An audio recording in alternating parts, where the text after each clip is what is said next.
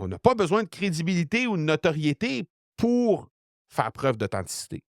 On n'a pas besoin de crédibilité ou de notoriété pour connecter avec les gens.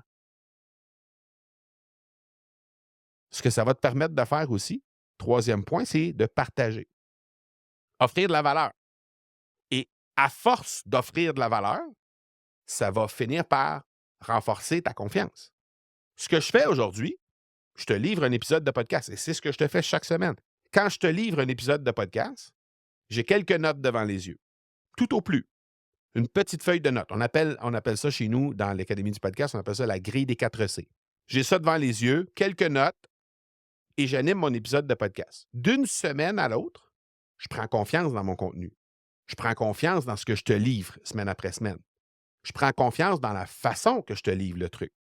Et je prends confiance aussi dans ce que toi, tu me donnes comme feedback.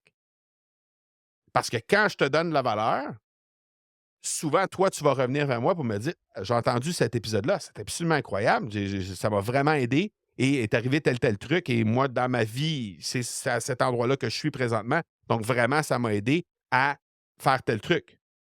Et donc, ça vient renforcer tout ça.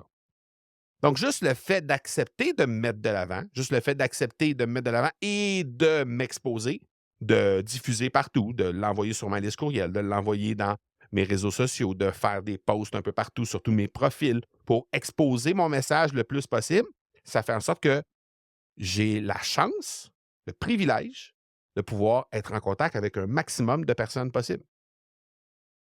Et la dernière chose que je te dirais que ça peut t'apporter, c'est l'évolution. C'est grandir avec ton audience, c'est apprendre de chacune des interactions. Comme je viens de le dire, chaque fois que j'ai une discussion avec l'un ou l'autre d'entre vous qui écoutez mon podcast, je grandis. J'apprends à connaître mieux la personne qui m'écoute. Je Souvent, je reçois énormément d'amour par rapport aux gens qui m'écrivent et j'apprends à les connaître de façon systématique à chaque fois qu'il y a quelqu'un qui m'écrit un message, que ce soit par courriel, que ce soit sur les réseaux sociaux, je prends le temps d'engager la conversation avec eux. Donc, c'est pas simplement: «Ah, quelqu'un te dépose, un message et il se passe rien avec ça». Constamment, j'engage la conversation avec eux pour être capable de grandir avec l'audience, capable de comprendre de mieux en mieux cette audience-là et apprendre dans chaque interaction que je vais avoir avec vous.